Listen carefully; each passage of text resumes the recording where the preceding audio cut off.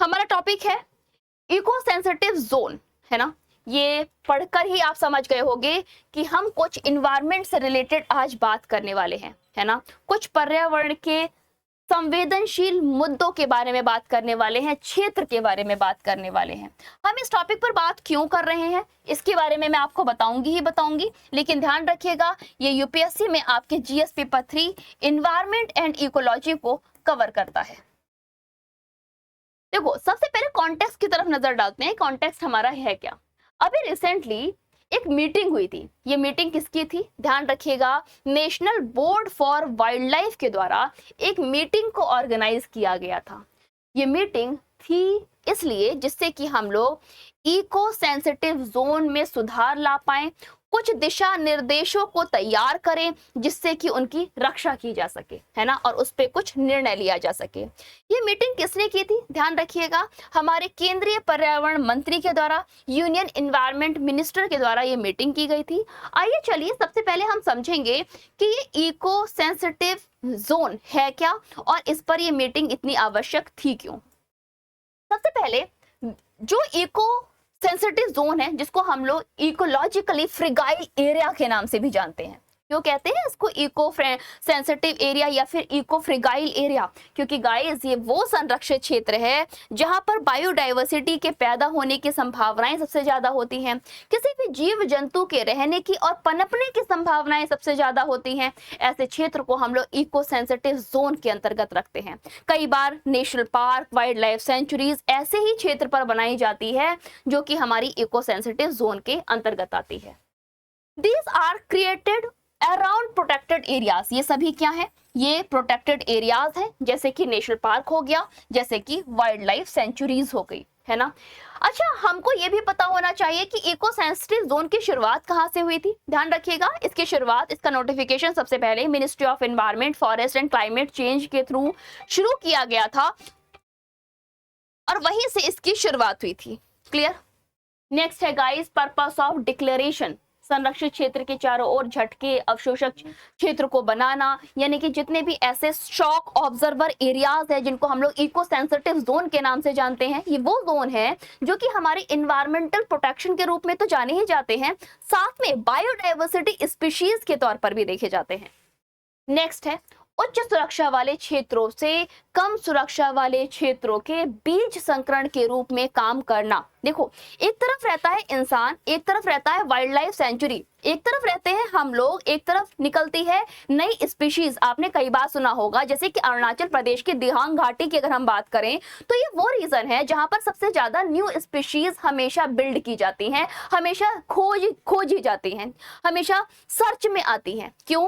क्योंकि गाइस ये वो क्षेत्र है जो कि बायोडाइवर्सिटी का रिच एरिया के रूप में या फिर इको सेंसिटिव क्षेत्र के रूप में अभी तक इसको हाईलाइट नहीं किया गया है, लेकिन ये वो हॉट स्पॉट है जहां पर सबसे ज्यादा बायोडाइवर्सिटी पैदा होती है और इसी वजह से आए दिन नई नई स्पीशीज वहां पर देखने को मिलती है। जैसे कि आपने अभी सुना होगा एक ब्लू कलर की वहां पर रिसेंटली चींटी भी देखने को मिली है।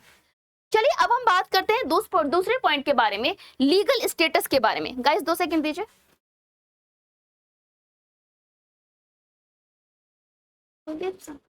हेलो, केशव से, अरे यार एक बात कर लीजिए। चलिए लीगल स्टेटस के बारे में बात कर लेते हैं। Guys, environmental protection act 1986 does not mention the term ESZ। अभी मैं आपको यही बात समझाने की कोशिश कर रही थी कि जैसे अरुणाचल प्रदेश हो गया, है ना, जैसे कि हमारा तमिलनाडु रीजन हो गया, गाइस इन्हें हॉटस्पॉट के रूप में जानते हैं, ना कि इको सेंसिटिव जोन के रूप में। क्यों? क्योंकि अभी तक इसको ऐसे हाईलाइट नहीं किया गया है। However, the environment use this act to declare such zone। कौन कौन से ऐसे इन्वायरमेंटल अधिनियम हैं जिसके थ्रू हम इन रीजन्स को as a eco sensitive zone के तौर पर डिक्लेयर कर सकते हैं, और इसी के लिए अभी मीटिंग की गई है, जिससे कि वो क्षेत्र जहां पर बहुत ज्यादा नई डाइवर्सिटी पैदा हो रही है, इको फ्रेंडली रीजन है, और उसको अभी तक हम लोगों ने बॉर्डर नहीं किया है as a eco sensitive zone, तो वो कौन कौन से पॉइंटर्स है जिसके थ्रू हम उन एरिया को मेजर कर सकते हैं और हॉटस्पॉट से हटाकर ESZ की तरफ शिफ्ट कर सकते हैं। अब हम बात FCC के द्वारा, यानी कि ministry of forest and climate change के द्वारा, जो कि क्या बताता है, एनवायरमेंट एंड क्लाइमेट चेंज के द्वारा ये वो फ्रेमवर्क है जो कि डिक्लेयर करता है इको सेंसिटिव जोन के बारे में। और इसीलिए 10 किलोमीटर एरिया को प्रोटेक्ट करने के तौर पर हमेशा मिनिस्ट्री ऑफ एनवायरमेंट की तरफ से एक रेखा खींची जाती है, जिसको हम लोग नेशनल पार्क या फिर वाइल्ड लाइफ सेंचुरी के रूप में जानते हैं, और ये आपका इको सेंसिटिव जोन होता है ना। इसके कई सारे नियम होते हैं, कई सारी जरूरतें होती हैं, जिसके हिसाब से इसको लचीला बनाना बहुत जरूरी है। अदरवाइज जितनी भी हमारी वाइल्ड लाइफ है वो जीवित नहीं रह पाएगी, उसके हिसाब का हमको अनुकूलित एनवायरनमेंट नहीं मिलेगा, वातावरण नहीं मिलेगा। और उसके लिए किसी भी पर्टिकुलर रीजन को, किसी भी पर्टिकुलर एजेंडे को, या फिर कहना चाहिए इंस्टीट्यूशन को, एजेंसी को काम करने की जरूरत होती है। अब हम बात करते हैं विकास और पारिस्थितिक तंत्र के बीच में संतुलन बनाने की, यानी कि जैसे जैसे हम डेवलपमेंट करते जा रहे हैं, ऐसा ना हो कि हम अपनी वाइल्ड लाइफ सेंचुरी को, इको सेंसिटिव जोन को खत्म करते जाएं, क्योंकि जब ये ऐसा होता है तो ये डिजास्टर का कारण बनता है। करंट स्टेटस क्या कह रहा है? 2011 की गाइडलाइन बताती है कि जो हमारे इंडिकेटिव फ्रेमवर्क है ये ऑफर करता है एक कहना चाहिए मार्क डेटा को। वहीं पर ये क्लासिफाई करता है वेरियस एक्टिविटीज को into permitted, regulated and prohibited categories के तौर पर। सुप्रीम कोर्ट डायरेक्टिव की अगर हम बात करें तो पर्यावरण मंत्रालय को संशोधित मसौदा तैयार करने के लिए अंतर्राष्ट्रीय परामर्श के निर्देश दिए गए हैं। वहीं पर राज्य सरकार की अगर हम बात करें, हितधारकों की बात करें, तो उन सभी से भी विचार विमर्श करने को कहा गया है, जिससे कि इको सेंसिटिव जोन को ट्रैक किया जा सके और साथ में उन पर होमवर्क किया जा सके। शहरी और पर्वतीय क्षेत्र के विकास कार्यों को ये बाधित ना करे, ऐसा ध्यान रख के हमें उस इको सेंसिटिव जोन को मैप करना होगा। कंसर्न फ्रॉम स्टेट की तरफ नजर डालें तो जैसे कि हिमाचल प्रदेश हो गया, केरला हो गया, तमिलनाडु और कर्नाटका हो गया, हम इन टॉपिक पर बात करेंगे। अगर हिमाचल प्रदेश की बात करें तो वहां का जो ESZ है, इको सेंसिटिव जोन है, ये वहां के लोगों की आजीविका पर प्रभाव डालता है।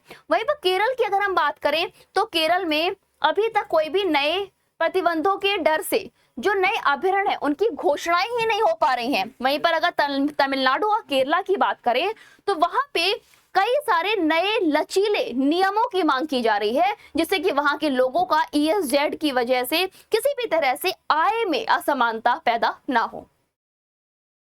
अब हम बात करते हैं कॉम्प्रिहेंस मॉनिटरिंग इशू के बारे में, जैसे कि वाइल्ड लाइफ वार्डन को परियोजनाओं में रिपोर्ट देनी होगी, साथ में जितने भी हमारे स्टेट के रूल हैं उनको फॉलो करना होगा, और परियोजनाओं, कोई भी नई परियोजना पर विचार खुद नहीं करना होगा।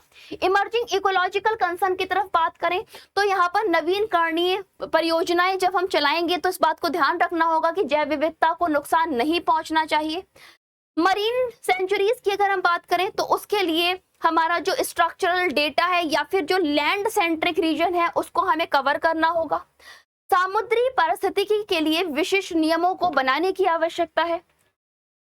और गाइस ये वो पॉइंटर्स हैं जिसके थ्रू हम अपने इकोलॉजिकल कंसर्न को कवर कर सकते हैं। ओके गाइस, तो ये था पूरा टॉपिक, लेकिन जाने से पहले मैं आपको कुछ लाइव स्लाइड दिखा देती हूँ जिससे कि आप इस पर भी बात कर पाएंगे। देखो, हमने अपनी इन्वायरमेंट इकोलॉजिकल के इतने कंसर्न मुद्दे इको सेंसिटिव जोन के बारे में बात किया है। आप इसके बारे में क्या जानते हो कमेंट बॉक्स में जरूर बताइएगा। और चलिए अभी के लिए बस इतना ही, तब तक stay tuned, stay safe, have a goodbye, see you bye next video. Thank you all.